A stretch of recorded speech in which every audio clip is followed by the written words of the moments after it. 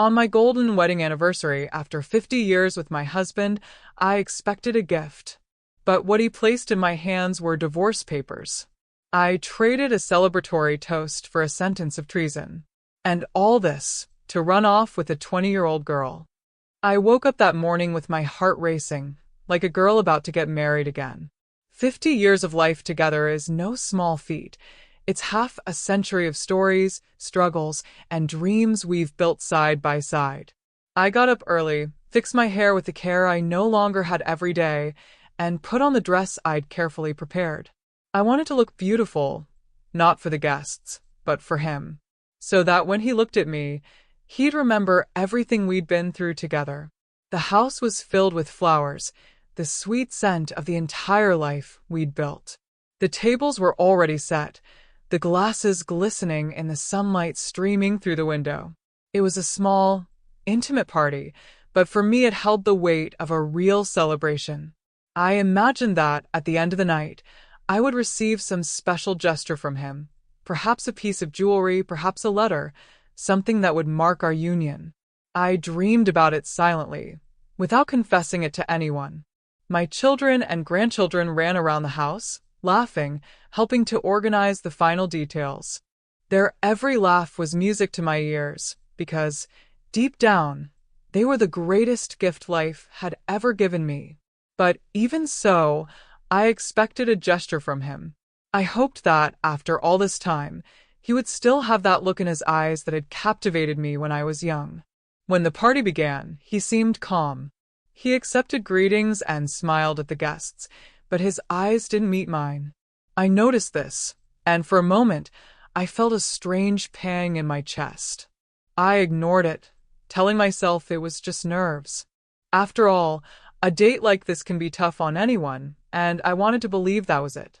In the middle of the night, amid toasts and applause, he approached me. I thought the moment I'd been waiting for had finally arrived.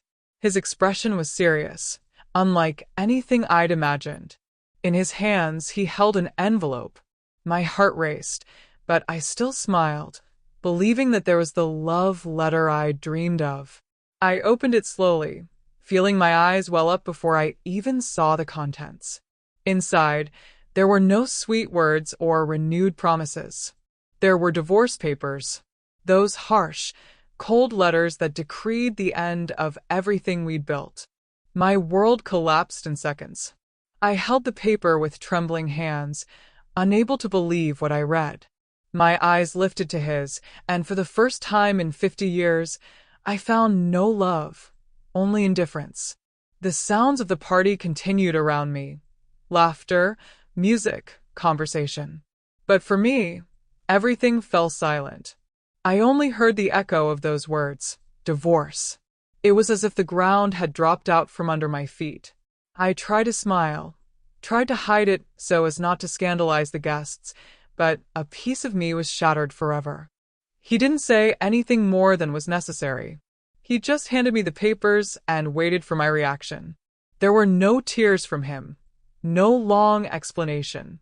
It was as if he'd simply fulfilled a cold obligation. And there I was, my heart in pieces, trying to gather strength to keep from falling.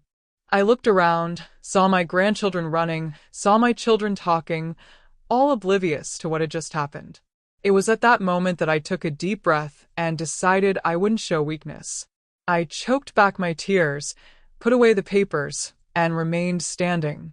Not for him, but for myself and everyone else there. That night, which should have been remembered as the pinnacle of our love, became the mark of the greatest betrayal I've ever experienced. And I'll never forget the feeling of being heartbroken on the day it was supposed to be celebrated. It wasn't just the end of a marriage, it was the end of an entire life I believed to be true. That night, after all the guests had left, I sat alone on the edge of the bed. My dress was still on me, wrinkled from the weight of the day, and the silence in the house was deafening. I clutched those divorce papers like a knife stuck in my chest. I didn't cry right away. At first, I was paralyzed, as if my mind couldn't process what was happening. Memories began to flood my mind, one after another, like violent waves crashing against the rocks. I remembered my first kiss, my first rented house, the birth of my children, the sleepless nights when life seemed more than we could bear. All of that now seemed to have been thrown away, reduced to mere pages of a cold document. My heart throbbed with pain, as if each beat were a reminder of the betrayal. I got up and went to the mirror. The reflection I saw hurt even more. A gray-haired woman with marks on her face, staring at herself as if she didn't recognize herself. I silently asked, "What did I do wrong?" That question echoed in my mind, even though I knew it wasn't my fault. Still, it's hard not to blame yourself when someone turns their back on you after 50 years of sharing a life. For hours, I wandered aimlessly around the house, running my hand over the photographs on the walls, the furniture we'd bought together, the gifts he'd once given me. Every object seemed to mock me, reminding me that the love I'd believed eternal no longer existed. It was as if every memory had become an open wound. When I finally managed to cry, it wasn't a light cry, it was a heavy outburst. I cried for the young woman I once was, who believed in promises. I cried for the mature woman who dedicated herself to her home. I cried for the elderly woman who is now alone, having to rebuild her life when she should have been at peace. It was a cry that came from the soul, the kind that seems to empty the entire body. I tried to find answers, but found only silence. He slept in another room, indifferent to the rift he had opened between us. That indifference hurt more than the papers he had handed me, because if there had been tears in his eyes, perhaps I would have believed he regretted something. But there was nothing, just coldness. That morning, I realized that the human heart doesn't break just once. It shatters into 1,000 pieces, and each one hurts differently. It was the end of dreams, the end of hopes, the end of a story I thought was true, and at the same time, it was the beginning of a frightening void, one I didn't know how to fill. I felt a mixture of indignation and sadness. How could someone who shared my life treat me like a disposable burden? It was as if I'd been replaced, as if 50 years of love could be erased with a simple piece of paper and a signature. Anger burned within me, but I didn't yet have the strength to turn it into action. I spent the night awake, staring at the ceiling, my chest tight. I thought about running away, disappearing, but age and responsibility kept me there, immobile. It was as if the walls of the house were witnesses to my pain, and at the same time, my prison. My shattered heart wouldn't let me breathe. And it was there, in that heavy silence, that I realized I would have to learn to live without him. It was no longer a choice. He had already made his, and now, even shattered, I would have to get back up. Because the heart can break 1,000 times, but life continues to demand that we breathe. It was a few days after the divorce that I saw her for the first time. The 20-year-old who had turned my world upside down. I'd heard rumors, whispers from neighbors, and even sidelong glances at social gatherings, but seeing her with my own eyes was like being punched in the chest. She appeared beside him, with that youthful air, as if she believed she'd won a trophy. She was beautiful, I won't deny it. Young, full of easy smiles, with smooth skin and lively eyes. But behind that appearance, I saw emptiness. Because it's not just about age or beauty, it's about depth. And there was no history, no roots, nothing beyond the surface.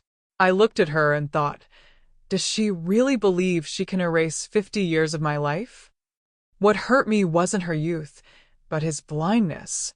Trading a well-built life, with children, grandchildren, memories, and battles won, for a shallow adventure seemed to me like the choice of someone who no longer knew how to see. I wondered if this was what men seek as they grow older, the illusion of reliving their youth through someone else's body. At that meeting, she greeted me with a polite but empty smile. There was no respect in her gaze, only disguised arrogance. Perhaps she believed she had won a competition that, for me, never existed. Because I wasn't competing for anything.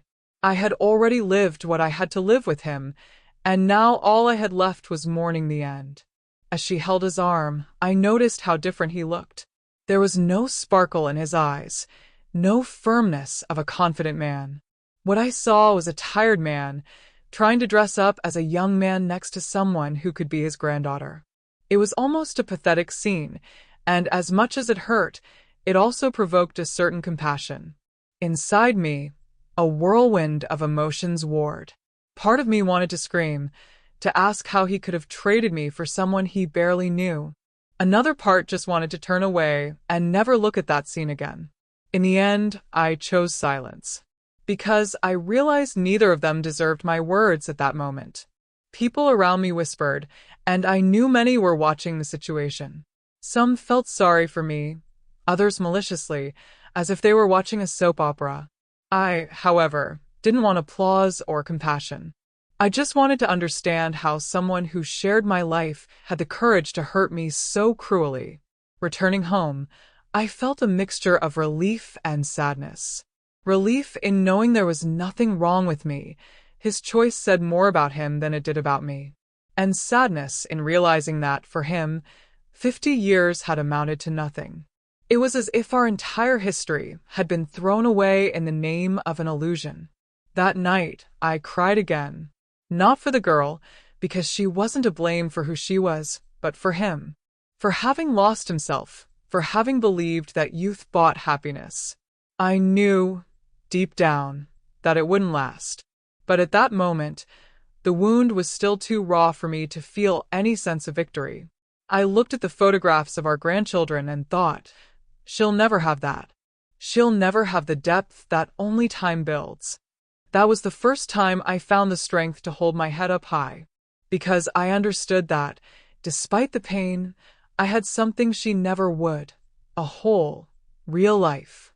The lawyer's office was silent when we sat across from each other. He entered first, with the air of someone who already saw himself as a winner. His posture was hunched, as if he were about to inherit an empire. The young woman stood beside him, with a confident smile, crossing her legs and fiddling with her phone, as if she were just waiting for confirmation of a victory already won. I, serene, took a deep breath and prepared myself for what was to come. The papers were on the table, and the lawyer began reading each clause. I already knew everything, because I was the one who had crafted every detail over the years. While he shifted impatiently, waiting to hear that he would be entitled to half the fortune, I simply watched in silence. It was like watching someone who doesn't realize their own trap. With each line I read, I could see the discomfort growing on his face. First, a frown, then narrowed eyes, until finally, the color began to drain from his cheeks. The lawyer was blunt. All the assets, the houses, the investments, were in my name. By our choice, made decades ago, for the family's safety. None of it could be divided. The silence that followed was deafening. The young woman stopped smiling and stared at him in disbelief.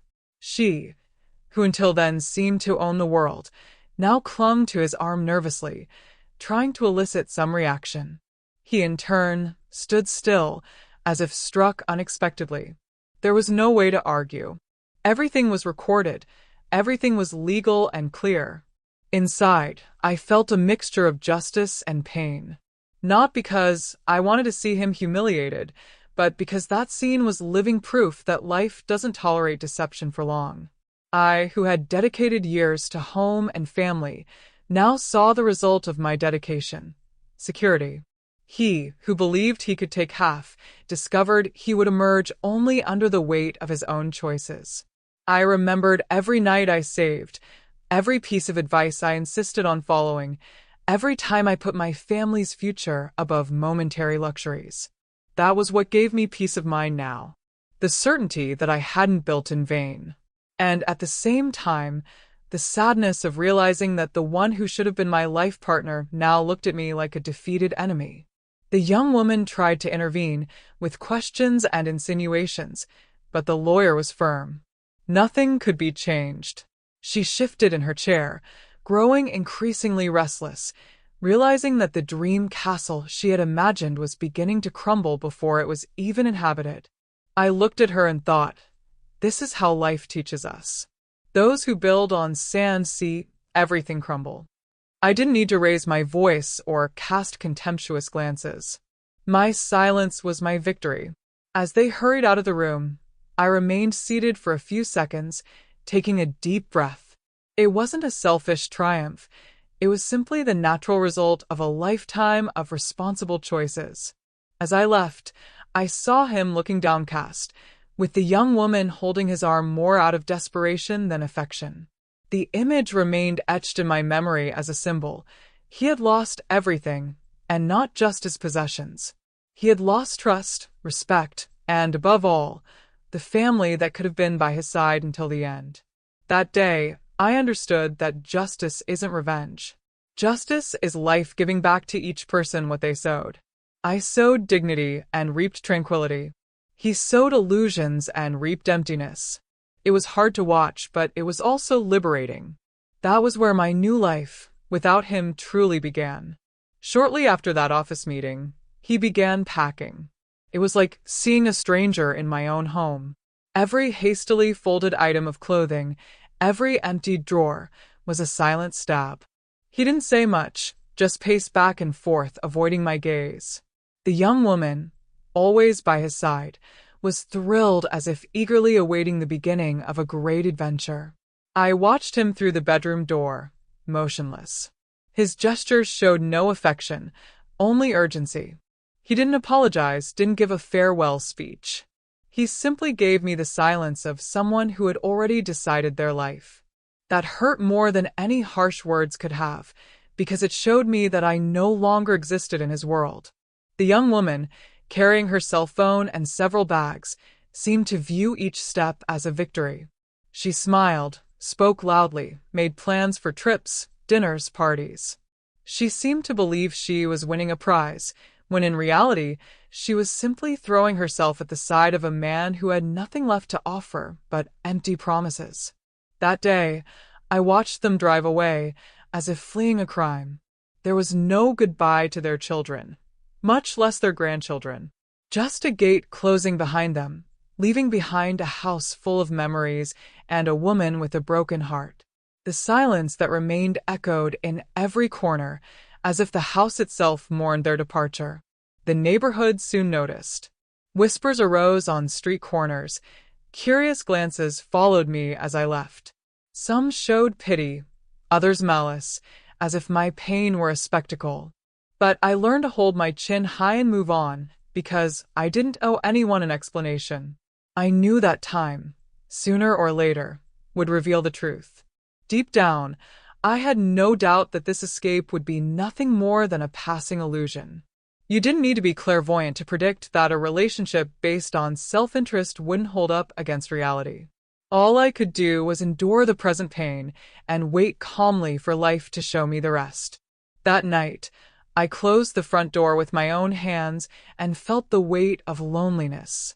For the first time in 50 years, I slept alone knowing he wouldn't return. It was painful, but also liberating, because at the same time as I lost a companion, I also freed myself from a lie. While they believed they were leaving for a new life of luxury and freedom, I knew what really followed them was emptiness. Her youth wasn't love, it was greed. And his escape wasn't courage, it was cowardice. It was only a matter of time before they both found this out the hard way. I, for my part, stood firm. I clenched my fists and told myself, if I survive this night, I can survive anything. It wasn't easy, but that phrase became my mantra, because starting over, even in pain, is better than living in illusion. And so, as their car disappeared around the bend in the street, I knew a phase of my life was ending. Not the way I'd dreamed, but the way it needed to be. They fled and I stayed. And in the end, I was the one left at peace. It wasn't long before life revealed the cracks in the fairy tale he'd constructed in his head. At first, they still tried to maintain their poise. Photos in restaurants, forced smiles on outings, promises of trips that never materialized. But the truth soon set in. Without fortune, without stability, that new beginning soon revealed itself to be a sandcastle about to crumble. The bills began to pile up. The young woman, accustomed to dreaming of expensive clothes and lavish gifts, soon realized that her money wasn't keeping pace with her expectations. Fancy dinners were replaced by simple meals, and travel plans disappeared from her mind. The sparkle in her eyes gave way to impatience and frustration. He, in turn, began to wear a weary expression on his face. He was no longer the haughty man who had arrogantly handed me the divorce. He was just an old man trying to hold on to an illusion that was fading with each passing day. The friends who had once flattered him disappeared, as always happens when abundance fades. Loneliness began to creep in, even though he tried to ignore it. The young woman, realizing there was no wealth to enjoy, began to change her attitude. What had previously been smiles and public affection turned into criticism and demands. "You said you'd have everything. Where's that everything?" she asked bluntly. And he, without an answer, sank deeper and deeper into silence and regret. That's when the rumors reached me. People I knew would come to tell me, almost as if delivering inevitable news. "They're not doing well." I listened and just nodded. It wasn't a surprise. I'd known from day one that a love based on self-interest doesn't survive reality. Still, it was strange to hear that the thing that had hurt me so much was crumbling before everyone's eyes. I can't deny it. Part of me felt a kind of justice being served. But it wasn't pleasure in his downfall. It was simply confirmation of a simple truth. No one cheats life. He traded the solidity of a true story for the illusion of a fleeting youth. And life, fair as always, took care to show the price.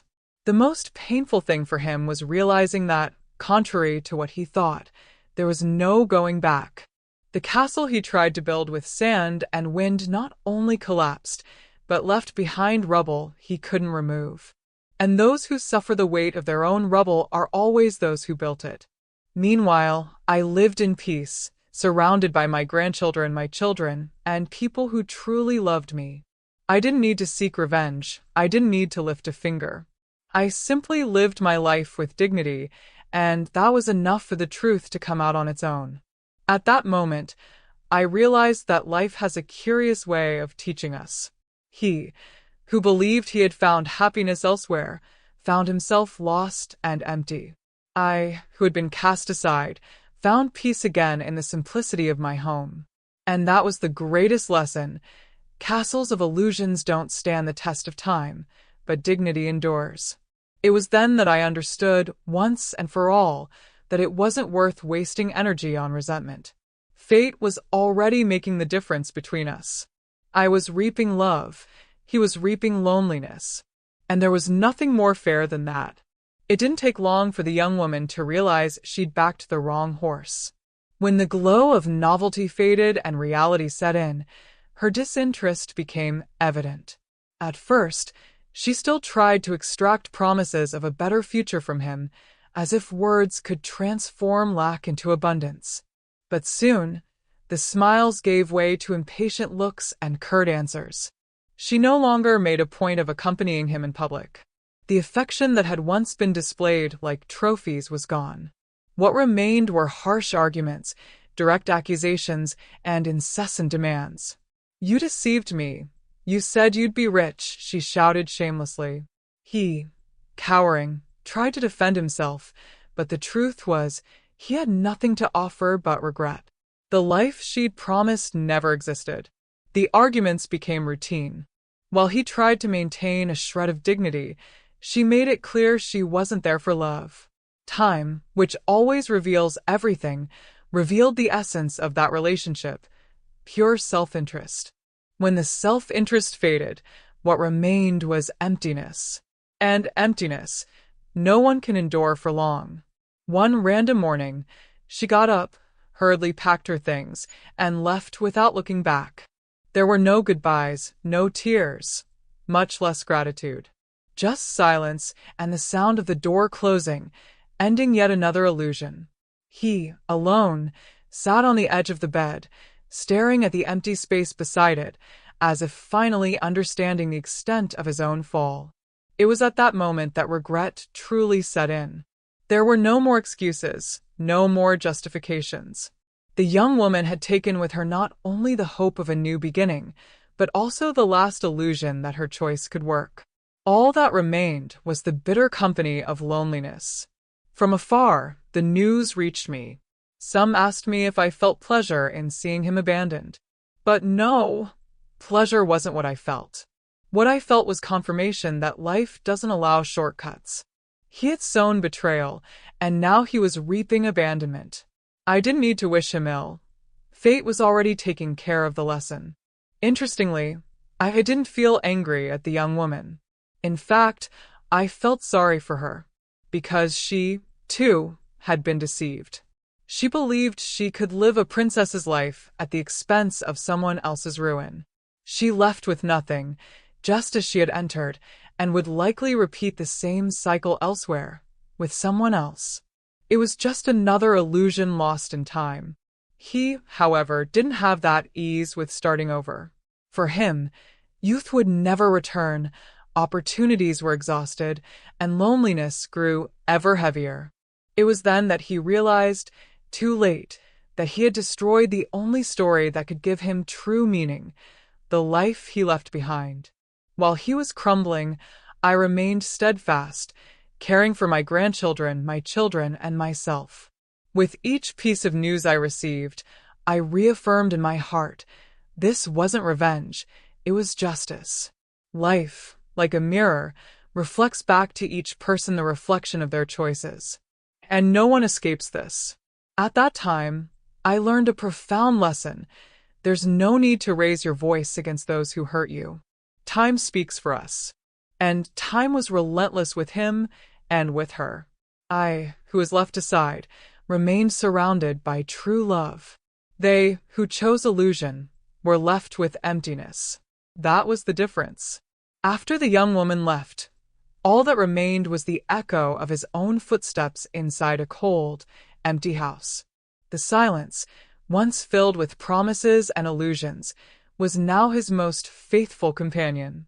He, who once believed he owned everything, discovered he didn't even own himself. Loneliness, relentless, settled beside him like a shadow that wouldn't go away. The mornings became long and heavy. He woke up with no one to make coffee for, no one to share the table with.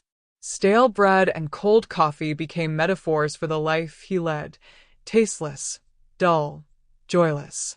He tried to distract himself with the television, but nothing entertained him. His mind always wandered back to the past, to what he'd lost, to the choices that had brought him here. He tried to reach out to his old friends, but discovered they were gone. Those who came to the parties disappeared when the money ran out.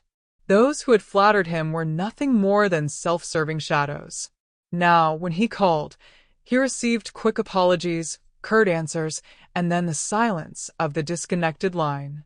It was as if the entire world had turned its back, leaving him to face his own ruin. At night, the loneliness became even more cruel. The enormous bed, once shared for decades with a woman who truly loved him, now felt like a field of painful memories. He tossed and turned, searching for a warmth that no longer existed. Regret loomed like a ghost, whispering what he already knew. He had traded love for illusion, and illusion had left him empty-handed. What hurt most was not just the young woman's absence, but the absence of everyone. The absence of his children, who had drifted away out of disappointment. The emptiness of not having grandchildren around, because I never allowed them to be exposed to the weight of his bitterness. It was an isolation that came not from physical distance, but from the emotional distance he himself created by choosing to leave. During these days of silence, he began to face the mirror with fear. Each morning, he saw not only wrinkles, but the story of a wasted life. The vanity of youth faded, and all that remained was the weary gaze of someone who no longer had time to rebuild what had been destroyed. Loneliness became his sentence, and he knew there would be no appeal. From afar, I knew everything, and I didn't cry. I didn't vibrate with joy, nor with pain. I simply understood that life had come full circle. I, who had once cried alone, now lived surrounded by my loved ones. He, who had fled in pursuit of illusions, now faced the bitter company of his own loneliness. It wasn't revenge, it was natural justice. Life never fails. It gives back to each person what they sow, and he had sown selfishness, betrayal, and disrespect. Now he reaped abandonment, silence, and regret. It was in this contrast that I understood, once and for all, the value of what I had preserved. As he sank into emptiness, I found strength in peace. While he slept in cold beds, I received warm hugs from my grandchildren. Life is wise. It takes from us what doesn't serve us and gives us what truly matters. He was left with loneliness. I was left with love. And so I realized that the loneliness that consumed him wasn't just the absence of people, it was the constant presence of regret. And that neither time nor anyone could cure. It was an ordinary morning, the kind I'd leave early to buy fresh fruit for breakfast with my grandchildren. I walked into my usual market, pushing my cart calmly, when I felt a heavy gaze fall on me. I looked up, and there, among the shelves, he was. My ex-husband. Not the haughty man who once handed me divorce papers, but a haggard old man, with worn clothes and a look of defeat on his face. For a moment, time seemed to stand still. With my hands firmly on the cart, and he, holding a nearly empty bag containing half a dozen stale loaves of bread. His eyes, once arrogant, now searched the ground, unable to look at me for long. It was an encounter I never planned, but one that fate, capriciously, had made a point of orchestrating. He gave a fragile smile, as if searching for an opening to start a conversation. He even parted his lips, but no words came out. His mouth trembled, his eyes welled up, and the silence grew heavier by the second. I, firm, simply took a deep breath and maintained my posture. There was no anger in me, nor any desire to get closer. There was only distance. My heart, to my surprise, didn't race.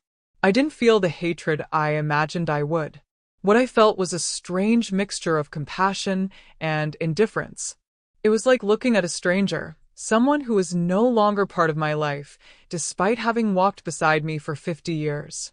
That man before me was no longer my husband. He was merely the reflection of poor choices. He tried to take a step toward me, but stopped halfway, as if knowing any words would be useless. Then he just sighed, lowered his eyes, and clutched the bag of bread tighter. It was as if that small gesture was the only dignity he had left. And I, unfazed, simply said, "I hope you're okay." My voice was calm, without rancor, but also without affection. It was enough for him to understand that there was no longer a place for him in my life. There was no scene, no argument, just a short sentence that sealed, once and for all, the rift between us. He nodded, head down, and turned back to the cashier, dragging with him the weight of his own loneliness. I left the market with my head held high, my cart full, and my heart light. I took no regrets with me, just confirmation that I was on the right path. Life had shown me the difference between those who choose dignity and those who choose illusion. As I walked home, I thought about how many times I'd cried for him, and I smiled when I realized it no longer hurt. The reunion didn't bring sadness, it brought liberation. It was as if fate had given me the chance to look into the eyes of the past and finally turn the page, leaving no trace. At that moment, I realized that time is wise.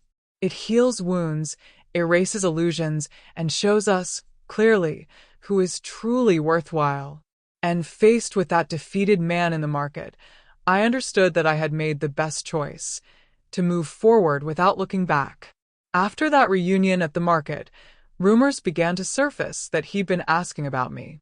They said that in conversations with acquaintances, he'd drop phrases of regret, hinting at a second chance. Some even approached me, saying, "He's changed, maybe he deserves a chance." But deep down, the answer was already sealed. No. There was no room for return. Regret isn't synonymous with love. I knew what drove him wasn't longing for what we had, but fear of loneliness. He wasn't looking for me. He was looking for a safe haven so he wouldn't face old age alone. And I wasn't willing to be a refuge of convenience.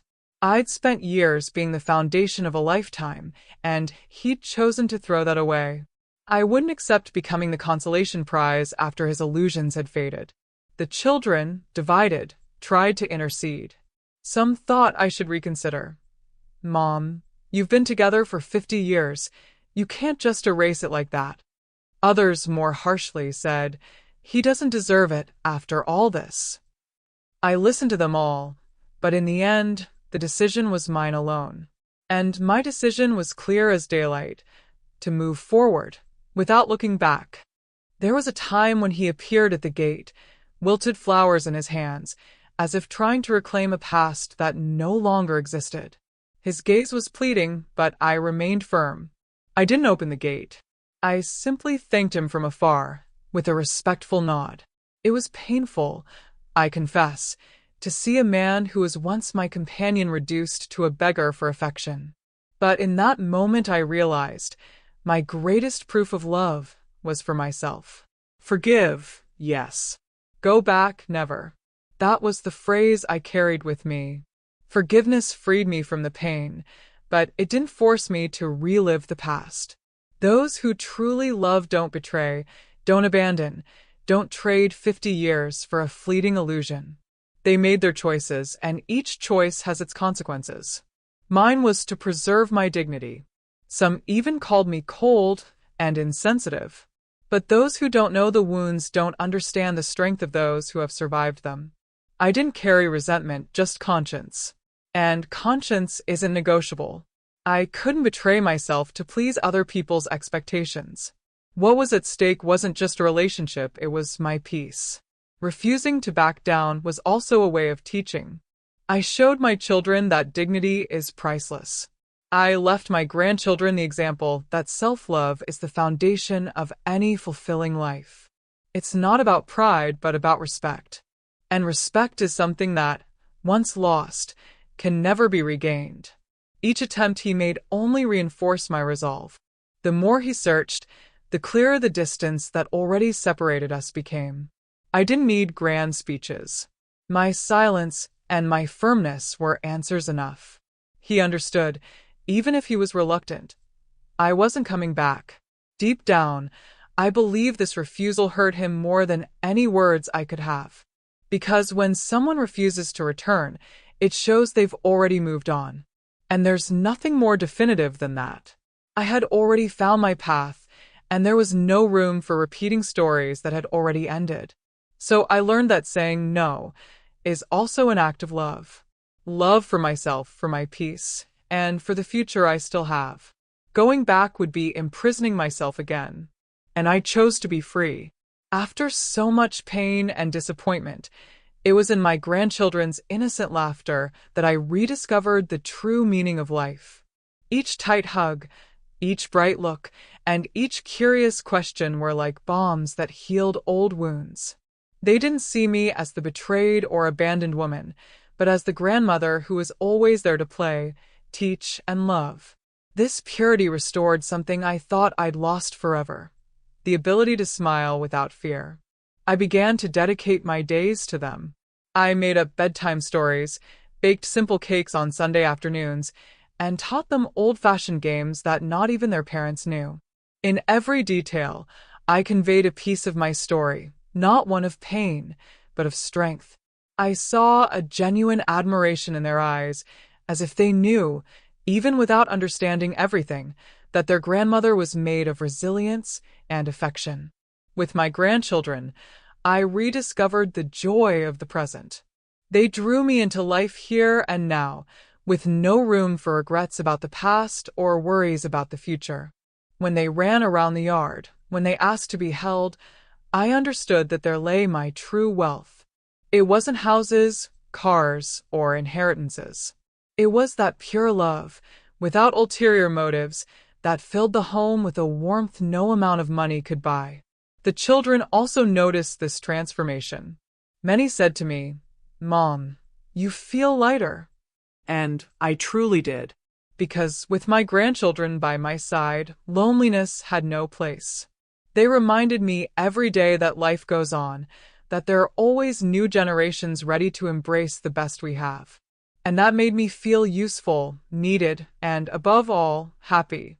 With each burst of laughter, the echo of betrayal grew more distant.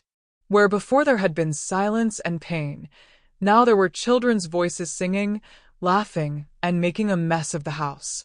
And I, instead of feeling annoyed, was grateful, because it was this mess that kept me alive. It was in it that I found confirmation that I hadn't lost everything. On the contrary, I had gained something even greater. I also realized that with my grandchildren, I could be myself, without pressure. I didn't have to pretend I was okay because they accepted me no matter what. If I cried, they came to comfort me. If I laughed, they laughed along. This childlike sincerity was a daily lesson that true love doesn't require masks, just presence. I began to feel that my mission was now to be a root, to teach values, tell stories, show, by example, that dignity and self-love are legacies as important as any material possession.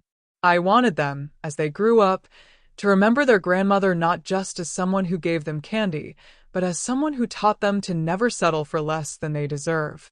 Interestingly, it was by caring for them that I also learned to care for myself. The patience I exercised with each tantrum, the joy I felt in each of their achievements, all of this became fuel for my own life.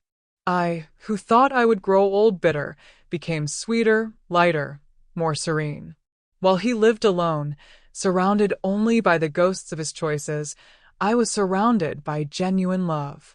This difference showed me, day after day, that life is fair. Not for what it takes from us, but for what it gives us back when we choose to move forward with dignity. And so, alongside my grandchildren, I found not only solace, but also a new beginning.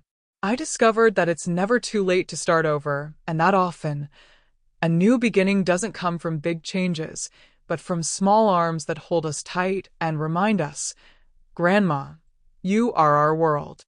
Over time, I began to notice signs that he was trying in some way to get closer again. First came the subtle messages sent by his children. "Mom, Dad asked about you. He wanted to know how you were doing."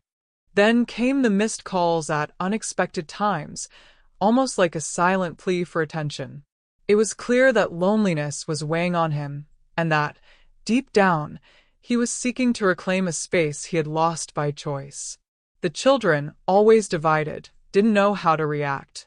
Some, moved by compassion, advised me, "Mom, maybe you deserve a second chance. After all, you've lived together for 50 years.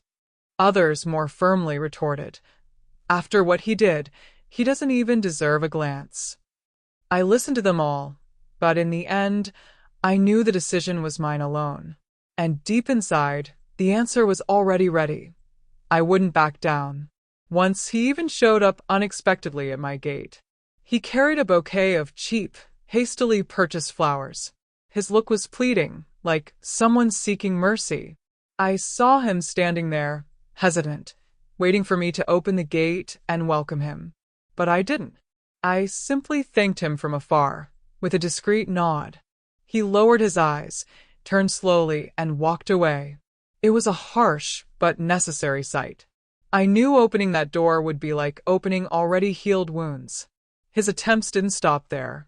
He sent messages through acquaintances, tried to get closer during occasional meetings, even using his grandchildren as an excuse to find out about me. But I kept my distance, not out of hatred, but out of self-love. I couldn't allow my peace to be threatened again. Life had already taught me the difference between compassion and submission, and I would no longer confuse the two. He didn't seem to understand that his regret wasn't enough. Regret without transformation is nothing more than remorse. And I needed more than that.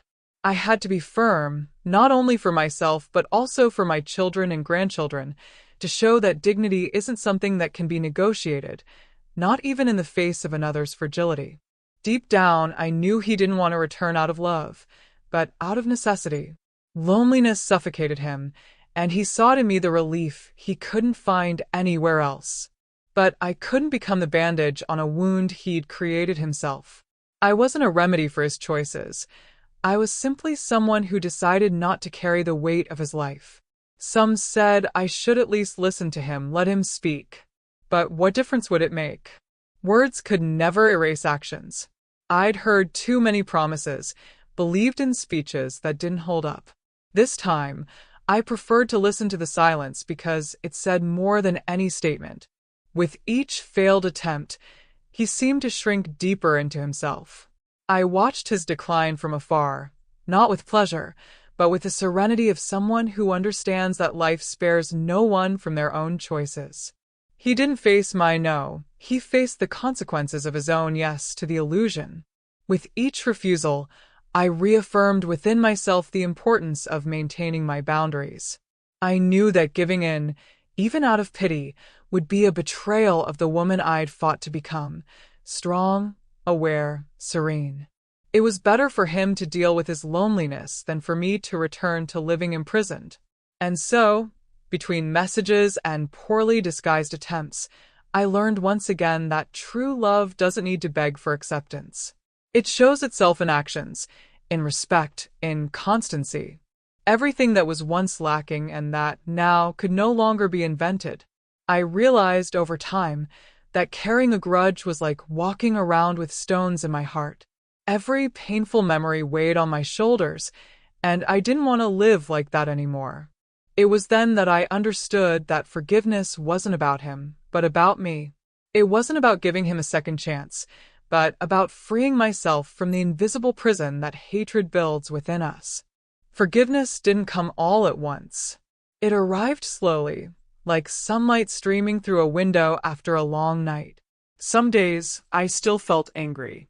Other days, I missed it. But little by little, I began to understand that nothing I did would change the past. What I could change was the way it lingered within me. And that's when I chose not to let it hurt me anymore. I remember the day when, alone in my room, I said out loud, "I forgive you." There was no audience, no witnesses. Just me, my tears, and the silence. But in that moment, I felt as if invisible chains had been broken. My chest, previously tight, opened with relief. Forgiveness didn't change what he did, but it changed the way I lived my life. Forgiving didn't mean forgetting. The memory was still there, but it no longer burned as before. It was like a scar, visible but painless. I began to see our history not as a burden, but as a lesson. A hard lesson, it's true, but one that taught me the value of dignity and the importance of self-love. Some people thought that by forgiving, I was opening space for him to return. They were wrong. Forgiving isn't about opening doors. It's about closing them without leaving resentment outside. I had already made the decision not to go back. Forgiveness was just the final step toward moving forward without carrying shadows. And how liberating it was. I could sit with my grandchildren, laugh with them, cook for my family, without his presence robbing me of my peace. Forgiveness restored the simple joy of things. Because when we hold grudges, even happy moments are tarnished. But when we let go, our hearts are cleansed to welcome the new. He, in turn, didn't change much. He remained alone, withered, trying to mend with words what was already beyond repair. Forgiveness didn't transform his life. It transformed mine. And that was the greatest lesson I learned. We don't need to wait for the other person to repent before we can free ourselves. Forgiveness is a decision, not an exchange. I began to look at him from afar with compassion, no longer as an enemy, nor as a lost love, just as a human being who had made a mistake and was bearing the consequences of his choices. And that was enough to bring peace to my soul. The power of true forgiveness lies not in restoring what was broken, but in accepting that life goes on. And mine went on, light, serene, without chains. I was no longer a prisoner of hurt. I was free. If there's one thing I've never been willing to lose, even on my worst days, it's my dignity. When he handed me those papers on our golden wedding anniversary, he didn't just carry the weight of betrayal, he also took the chance to see me with my head down. Because, even hurt, I stood tall.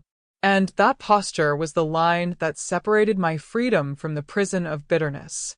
Dignity isn't shouting louder or taking revenge. It's having the courage not to lower yourself. Many times, I had the opportunity to humiliate him, to expose his entire decadence to the world. But I chose silence.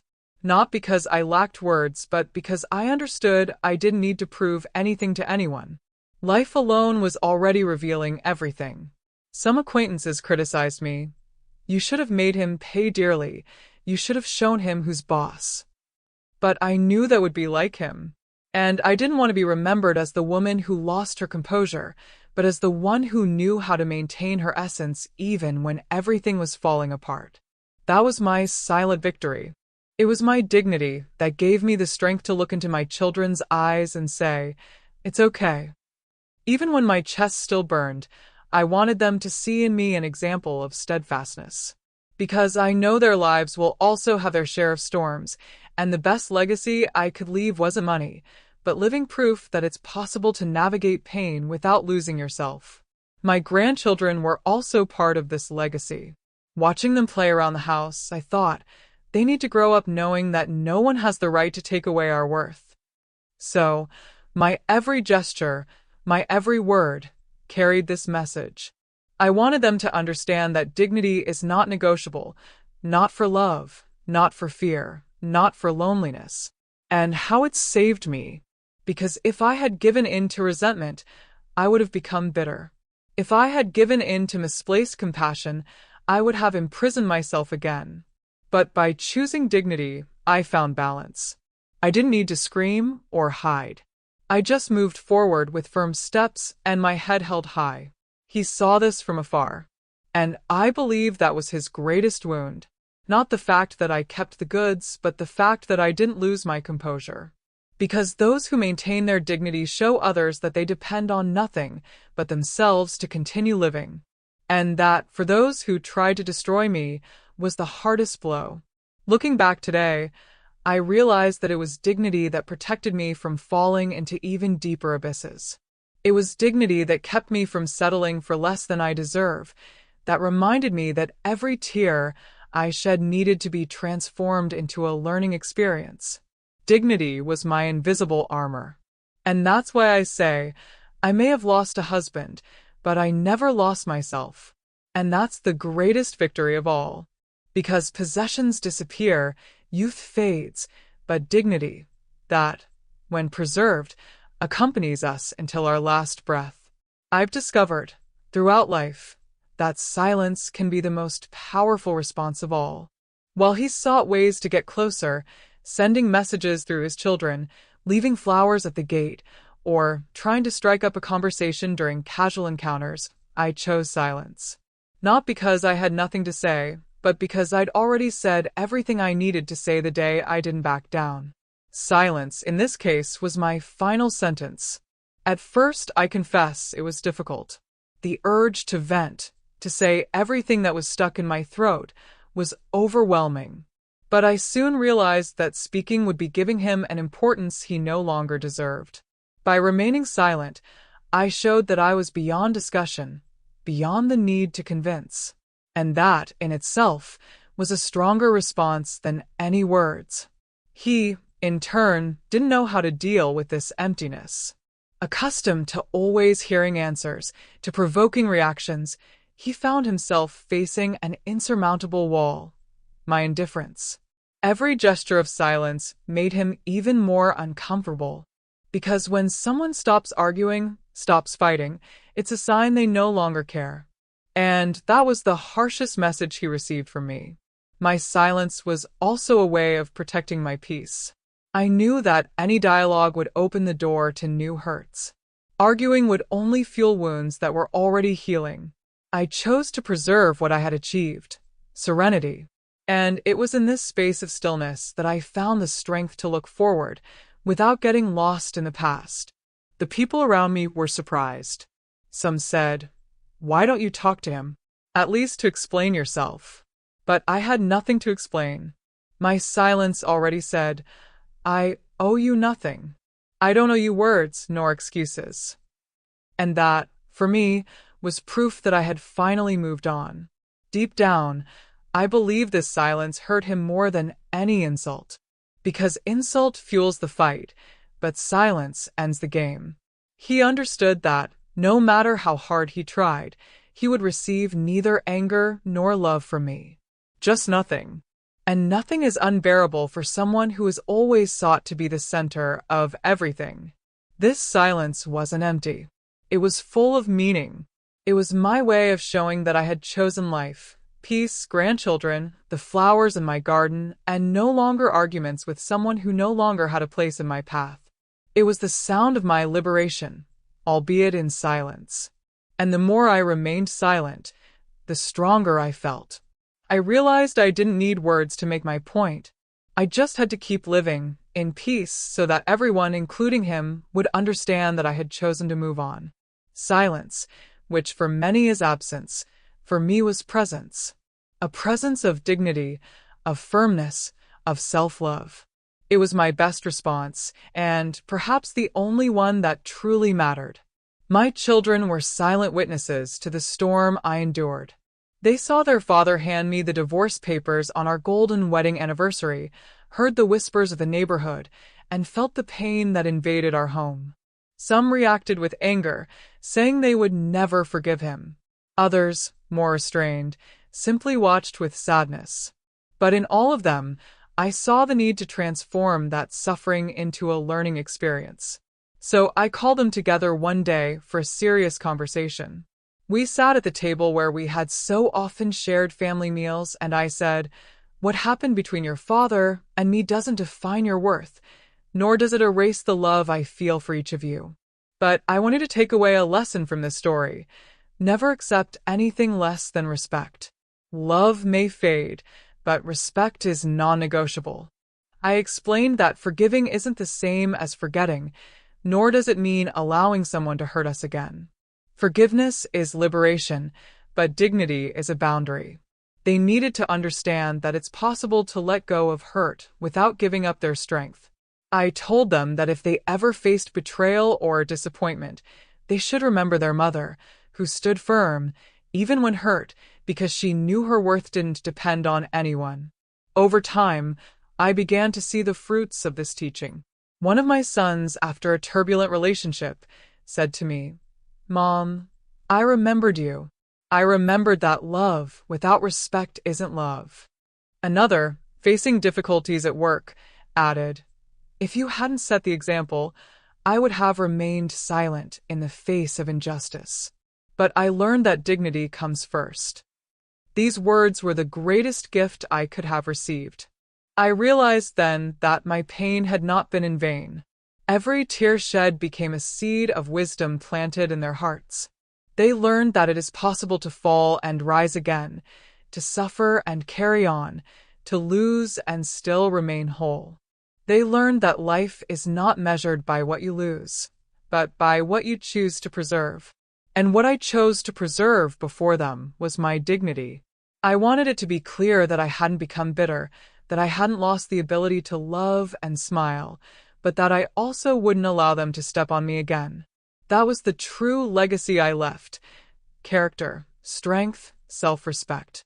Things that can't be bought, sold, or taken from anyone. When I see them today, adults, facing their own battles, I feel proud. Because I know they carry within them not only their blood, but also the invisible lesson that life forced me to teach them. They are a reflection of my strength. And each of their victories is also the victory of the woman who, one day, chose not to bow down to pain. Ultimately, I realized that my story isn't just mine. It's theirs, too. Because what I experienced became a lesson for the next generation. And that gives me peace, knowing that, despite the pain, I left my children something far more valuable than material possessions. I left them principles, and no one can take those away from them. After so many ups and downs, I discovered that starting over isn't about starting from scratch, but rather learning to live differently with everything you've already experienced. My new beginning wasn't marked by parties, trips, or material achievements. It was quiet, almost discreet, yet profoundly transformative. It was the simple things in life that gained shine. Waking up early, smelling the fresh coffee, hearing the grandchildren laughing in the backyard. Starting over, for me, meant rediscovering myself. I began to take care of the things I'd previously neglected because I was so focused on my marriage. I rediscovered the pleasure of taking late afternoon walks, chatting with old friends, and tending my garden. Each flower that bloomed seemed to remind me that life also flourished within me, despite the scars. This new beginning was also spiritual. I found peace in my prayers, in my silent conversations with God and myself. I understood that pain had been a harsh but necessary teacher. Without it, I might never have learned to value the freedom I have today. Solitude, which once seemed like an enemy, became an ally. I learned to appreciate my own silence. My grandchildren played an essential role during this phase. They reminded me daily that life goes on, that love is renewed, that hope never dies.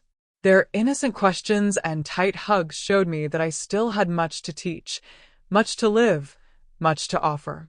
They were the fuel for my new beginning, living proof that life always offers new opportunities. Starting over was also a choice not to look back with bitterness. I could have become a hardened, distrustful woman, closed off from the world. But I chose the opposite, to be light, to be grateful, to be open to new experiences. Not to find another love, but to find the best version of myself. And in the process, I realized that true victory wasn't in proving anything to him or to others, but in feeling proud of who I'd become. I survived pain that could have destroyed me. And surviving, in itself, was a form of victory. But I didn't just survive, I flourished. The peace I found wasn't immediate, nor was it easy. It was built gradually, with patience and resilience. It was like sewing a torn fabric, stitch by stitch, until the marks were almost gone. Today, when I look back, I see the scars, but I also see the strength that grew from them. This new beginning taught me that life isn't measured by falls, but by the ability to get back up. And I got up. Not to go back to being who I was before, but to be better. More aware, more serene, more free. That was the true reward. Today, I live in peace. Not a peace of absence of problems, but a peace of soul. A peace that no one can take from me, because it was achieved with tears, courage, and dignity. And deep down, I realized that this was what I sought all along. Not a perfect life, but a life of peace. Today, when I look back and review each step of my journey, I realize that my story is not just a tale of pain or betrayal. It is, above all, a testament to resilience, strength, and dignity. I suffered, yes, but I did not allow myself to be defined by suffering. I chose to transform each tear into a learning experience, each blow into a lesson, each loss into an opportunity for rebirth. I learned that love without respect sustains no one. I learned that forgiveness isn't an invitation for the other person to return, but rather a freedom to move forward without carrying chains. I learned that dignity is more precious than any material possession because it's what allows us to lay our heads on the pillow and sleep peacefully, even when the world seems to be falling apart. My story is also a message to women who feel trapped in worthless relationships. Don't settle for less than you deserve. The fear of loneliness should never outweigh your self-respect. I was also afraid, I also cried, but I discovered that loneliness is mild when you have peace, and that the most important companion is your own clear conscience. I also leave a lesson for men. Never despise the heart of someone who dedicated their life to you. Because youth passes, money runs out, and what remains are the choices that were made. He chose illusion, I chose dignity.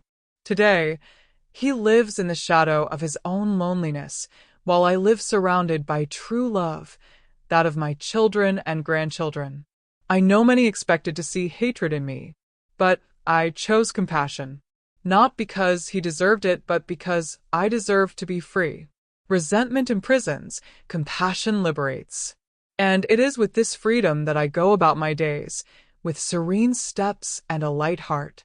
If my story reaches someone who's going through the same thing, let it be a source of comfort. It's not the end when a marriage ends. Sometimes it's the beginning of a real life.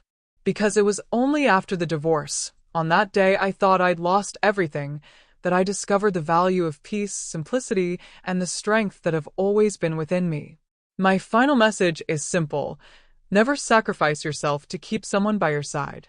Those who truly love you don't ask you to diminish yourself, but grow with you.